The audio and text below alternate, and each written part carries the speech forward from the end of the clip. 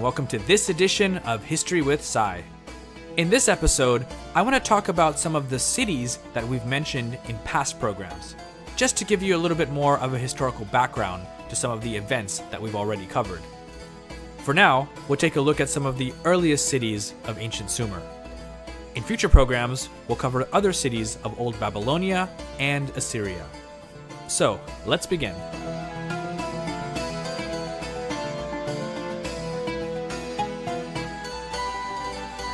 We'll start first with Eridu. According to the Sumerian king list, Eridu was the first city and home of the first king of the world, Alulim. The patron deity of Eridu was Enki, the god of fresh waters and wisdom, who was known to help out mankind, much like Prometheus in Greek mythology. Archaeologists have determined that Enki's shrine at Eridu was built and rebuilt many times over the centuries, with the earliest level dating to around 5,500 BCE. This not only predates the arrival of the Sumerians, but also makes it the oldest temple that we know about.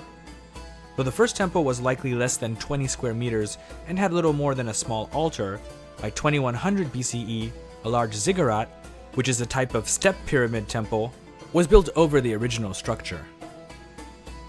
Probably due to the shifting course of the Euphrates River over the centuries, sometime around the mid-2nd millennium BCE, Eridu was mostly abandoned.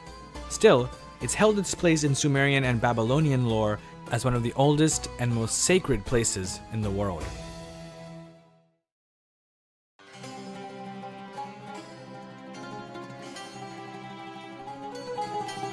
One of the most well-known and remarkable cities of the ancient world, Uruk may have been the first really large urban center in history. In fact, it's from this city that the modern country of Iraq gets its name. According to Sumerian tradition, Uruk was established by a king named Meskia-Gashur, perhaps as early as 5000 BCE. However, Uruk's period of greatest growth and prosperity came in the 4th millennium BCE, when it grew into something resembling a metropolis.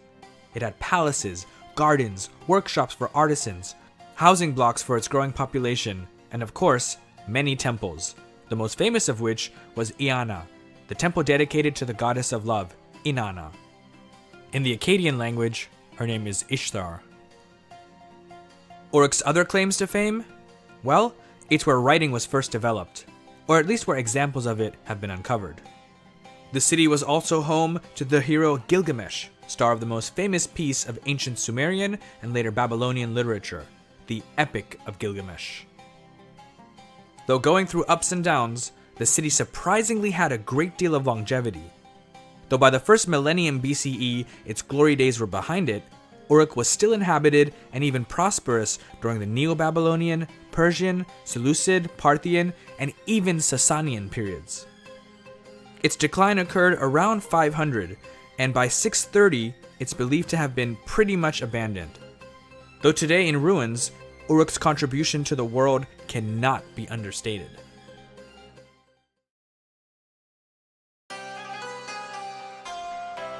Next, we come to the great city of Ur. Like Uruk, this city is steeped with history and was one of the most important cities of ancient Sumer and Babylonia for a few thousand years. It's also the terrestrial home of the moon god, Nana, who in Akkadian is called Sin. At one time, when the ancient Persian Gulf was much more inland, it was a thriving seaport, and this made it a major trade hub. Inhabited since at least 4500 BCE, the city's rise to prominence began around 2750 BCE with two of its early kings, Mesanipada and his son, Eanipada. It was during this time that Ur's rule expanded to conquer many of its neighbors, including the wealthy and powerful cities of Kish and Lagash.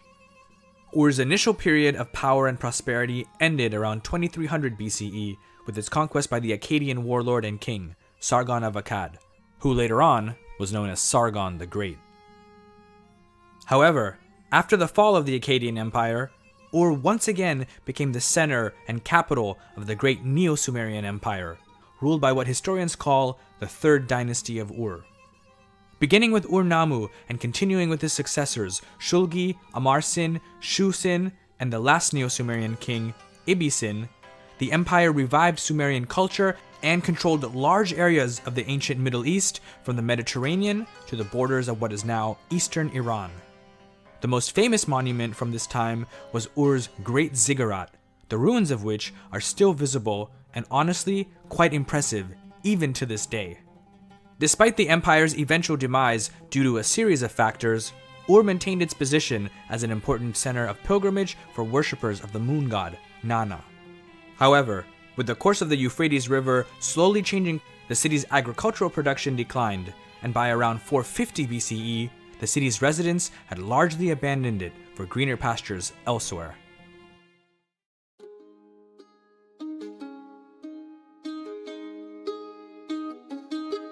In terms of holiness, there were few, if any, cities that compared with Nippur. Like Eridu and Uruk, its foundations also seem to go back to the 6th millennium BCE. Being a religious center, Nippur is not known to have ever had a ruling dynasty of its own, and so officially, it was politically neutral. However, no king of ancient Sumer and later Babylonia could be considered legitimate unless he supported the city with funds and temple renovations, or at least made a pilgrimage to Nippur. Nippur's patron deity was Enlil, whose Ikur, or mountain house, was possibly the most holy temple in all of Sumer. Along with the Ikur, there were several other major temples, especially to the goddess Inanna.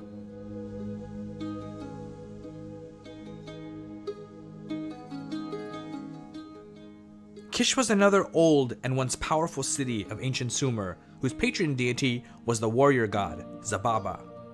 According to the Sumerian king list, it's the place where the first royal dynasty arose following the event known as the Great Flood. While the king list gives the names of many early kings of Kish, only two, Enmebagarezi and his son, Aga, have been somewhat confirmed by archaeological evidence.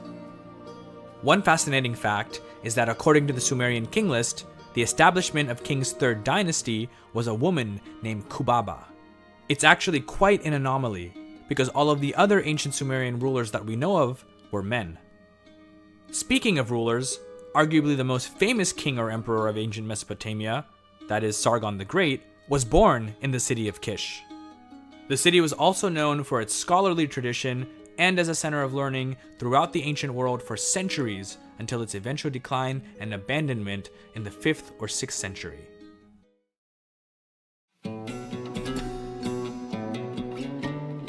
Next, we come to the city-state or kingdom of Lagash, which was actually made up of a trio of cities: Lagash, Girsu, and Ninasarara. There are few cities of the ancient Sumerian world that are historically as significant as Lagash. Located not far from ancient Sumer's fluid border with Elam, Lagash was a conduit for trade between ancient Mesopotamia and the East. This of course made it extremely wealthy and allowed it to expand and dominate many of the other cities of ancient Sumer. Lagash's patron deity was Ningirsu, the god of farming who was also a warrior god. His main temple was in neighboring Girsu, which we'll get to shortly. One of Lagash's most famous early rulers was Ur-Nanshi, who is believed to have ruled around 2500 BCE. He's credited with numerous accomplishments, including the construction of many of the city's temples, public squares, and its great defensive walls. His grandson, Eannatum, was also really famous, perhaps even more so. Though, like his grandfather, he built many temples and expanded Lagash's network of canals, he's best known for being a great warrior and bringing the city-state's great rival, Umma, into submission. This once perennial conflict between the two is depicted on the famous Stele of the Vultures, currently in the Louvre. Eannatum even claimed to have conquered many cities of Elam to the east, technically making Lagash the international superpower of its day.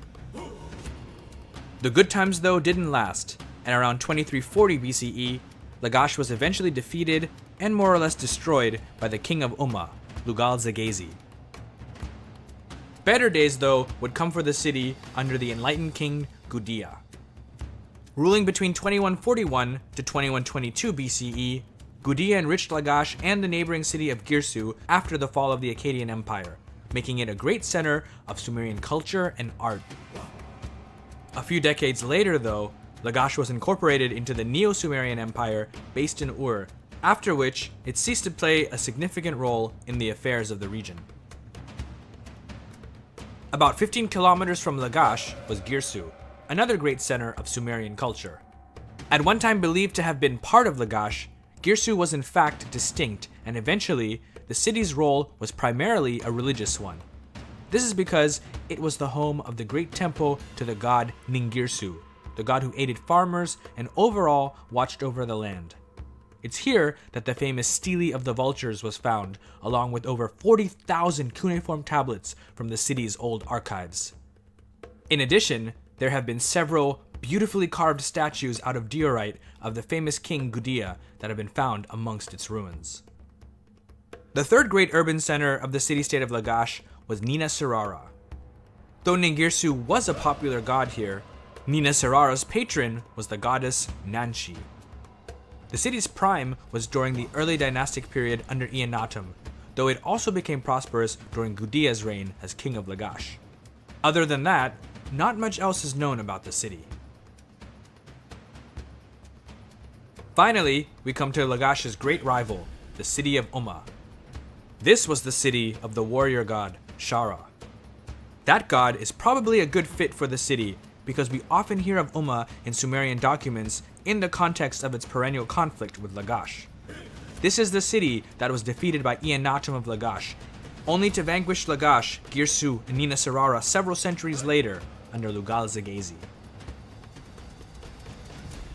However, after Lugal-Zaghazi's defeat and the city's conquest by Sargon the Great, Umma more or less falls off the stage of history, and we don't really hear about it after that.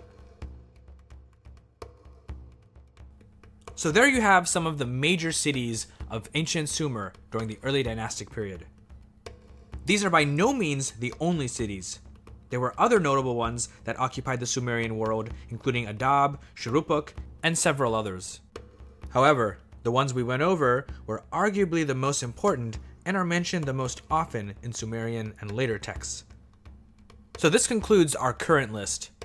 In future, we'll talk about the other cities, specifically of Old Babylonia and Assyria.